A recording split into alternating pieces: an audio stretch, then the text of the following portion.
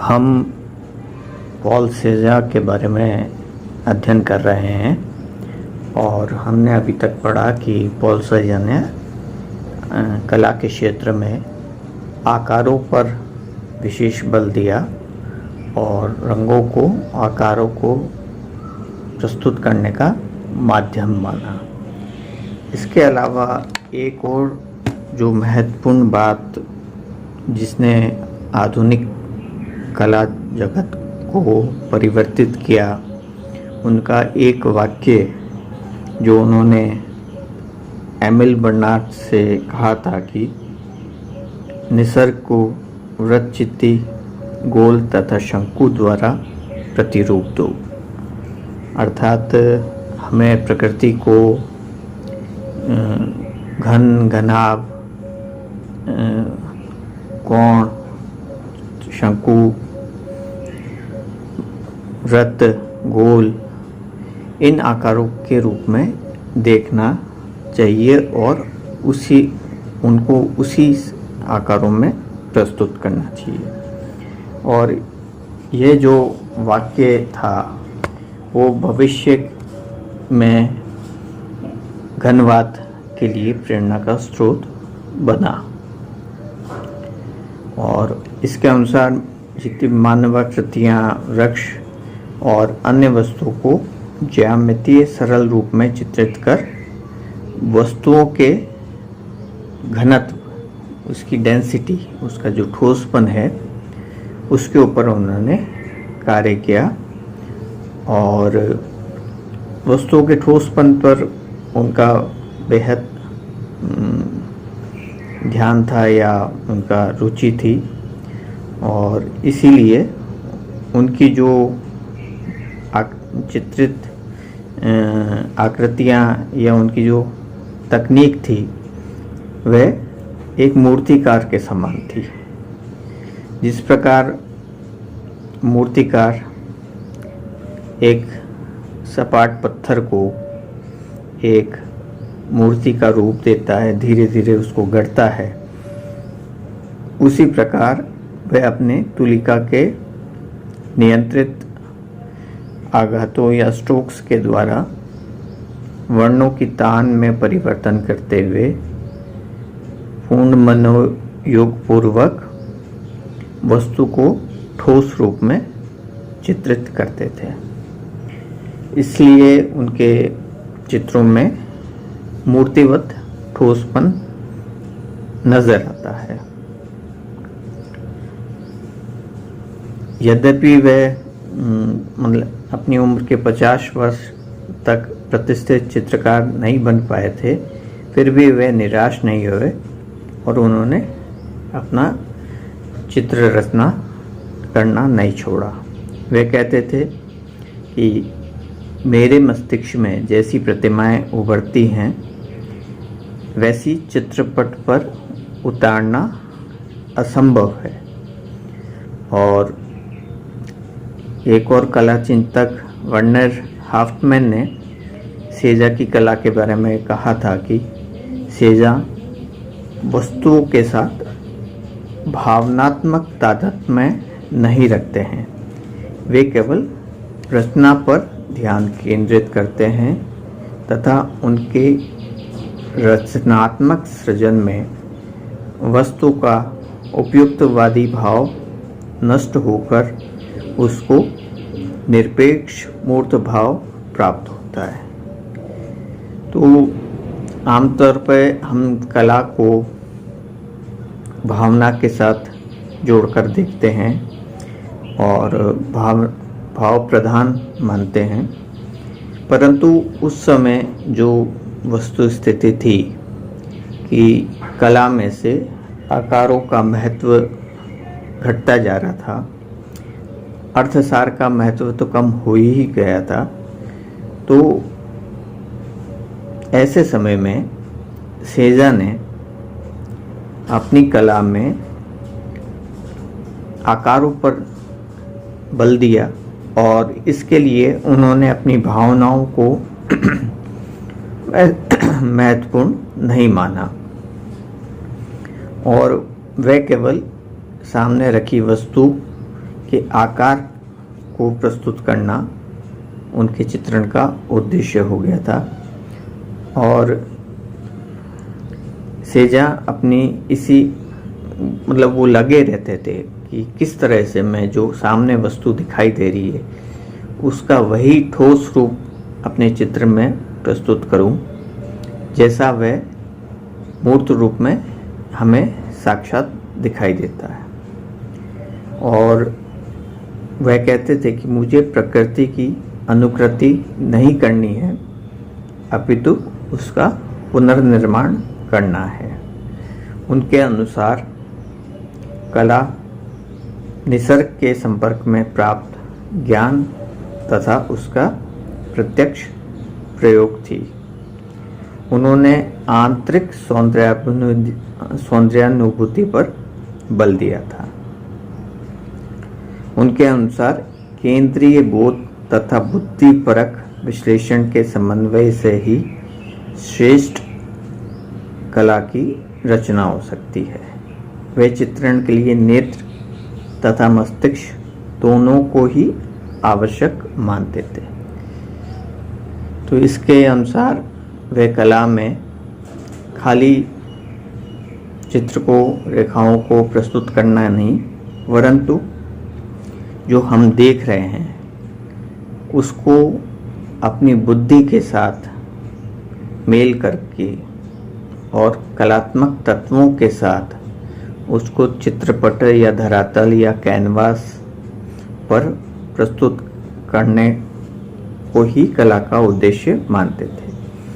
और उन्होंने आंतरिक सौंदर्यानुभूति पर बल दिया, एटर्नल ब्यूटी पे बल दिया। और उनके अनुसार निसर्ग के संपर्क में प्राप्त ज्ञान तथा उसका प्रत्यक्ष प्रयोग थी कला। उन्होंने भारी वस्तुओं की बाहरी रेखाएं नहीं चित्रित की, वे केवल हल्के तथा गहरे वर्णों के द्वारा आकार स्पष्ट करते थे। उनकी चित्रण रचना प्रक्रिया के कारण उनके चित्रों में दृष्टि पृष्ठभूमि से अग्रभूमि पर आकर केंद्रित होती है, जहां वे सर्वाधिक तेज रंगों का प्रयोग और मुख्य आकृति की स्थापना करते थे।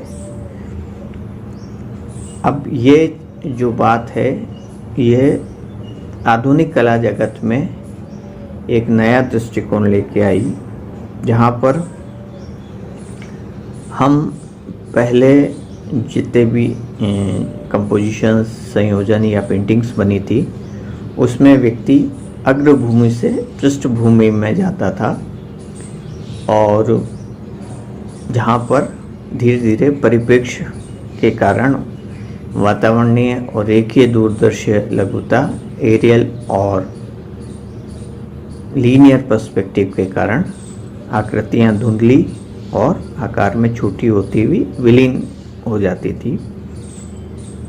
उसके स्थान पर इन्होंने संयोजन में ऐसे परिवर्तन किए कि हमारी दृष्टि सबसे पहले पृष्ठभूमि में जाती थी और उसके बाद धीरे धीरे आगे अग्रभूमि में आकर जहाँ पर सबसे अधिक ब्राइट कलर्स और मेन फॉर्म मुख्य विषय को वह चित्रित करते थे।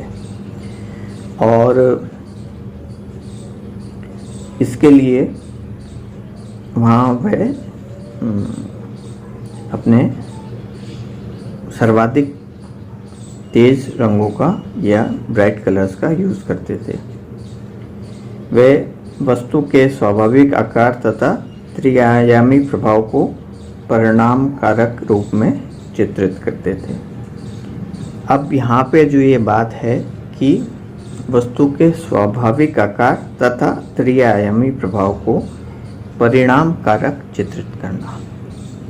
तो जैसे हम जानते हैं कि द्विआयामी तल पर, 2 डायमेंशनल स्पेस पर त्रिआयामी चित्रण, ये आकृतियों का चित्रण करना, तो उसमें तकनीकी परिवर्तन करना पड़ता है, छाया प्रकाश का प्रयोग करना पड़ता है, एरियल और लीनियर पर्सपेक्टिव का प्रयोग करके हम उसमें वह छद्म प्रभाव उत्पन्न कर देते हैं कि द्विआयामी तल पर त्रिआयामी वस्तुएं हमें नज़र आने लगती हैं। परंतु इससे उसके मूल आकार में परिवर्तन आ जाता है। जैसे कि पूर्व के जो लेक्चर्स हैं उसमें मैंने बताया कि लीनियर पर्सपेक्टिव के कारण उसका जो ओरिजिनल फॉर्म है उसके अंदर क्षय हो जाता है, आकारों का, रेखाओं का क्षय हो जाता है, फॉरशॉर्टनिंग हो जाती है, जिसकी वजह से वह मूल आकार परिवर्तित हो जाता है। तो सेजान ने जो परिवर्तन किए वह इस तरह के नहीं किए कि जिससे मूल आकार परिवर्तित हो जाए। उन्होंने उस मूल आकार का त्रिआयामी रूप को पुनर्संयोजन किया, पुनर्निर्माण किया। एक तरह से उसको वैसा का वैसा हूबहू दिखना, जैसा छायाचित्र में होता है, फोटोग्राफ में होता है, वैसा दिखाना उनका उद्देश्य नहीं था। और इसके लिए उन्होंने जैसा कि बताया कि दो तरह से परिवर्तन किया कि दृष्टि पहले पृष्ठभूमि से होके अग्रभूमि में आती थी।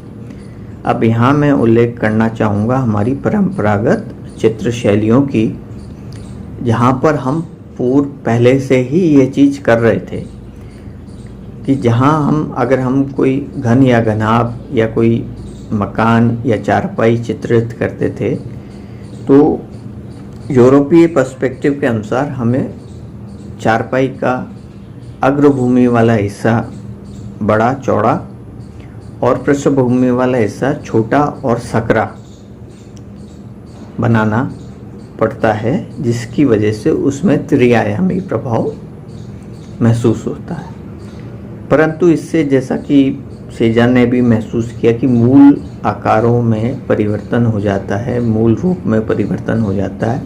अब जैसे अगर हम किसी कारपेट की बात करें, अब कारपेट को अगर हम कहीं बिछावा बता रहे हैं या किसी पलंग पर चादर बिछी है, अब उसको अगर हम त्रिआयामी प्रभाव के साथ पर्सपेक्टिव, लीनियर पर्सपेक्टिव और फॉरशॉर्टनिंग का प्रयोग करते हुए अगर चित्रित करेंगे तो उसका जो डिज़ाइन है, जो आलेखन है, जो उसके ऊपर बना हुआ है, वह विकृत हो जाएगा, क्योंकि उस आलेखन का सौंदर्य उसी मूल रूप में है।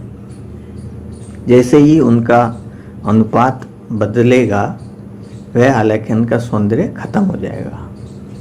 तो इसीलिए जो हमारी परंपरागत चित्र शैलियों में आलेखनों में उनकी के सौंदर्य को बनाए रखने के लिए उन्होंने चित्रों को इस तरह से बनाया कि उसका पीछे वाला हिस्सा चौड़ा और आगे वाला उसी रूप में सकरा बनाया, जिससे उसका त्रिआयामी प्रभाव भी बना रहा और उसके ऊपर जो मूल आलेखन या आकार थे वह भी डिस्टॉर्ट नहीं हुए, परिवर्तित नहीं हुए। जो पीछे की ओर जो रेखाएं जा रही थी उनको ऊपर की ओर बढ़ता हुआ दिखाया, जिससे वह जो आलेखन है वह पर्सपेक्टिव में जाते हुए फॉरशॉर्टनिंग के साथ विकृत नहीं हुआ, बल्कि ऊपर की तरफ उठकर हमें स्पष्ट रूप से दिखने लगता है।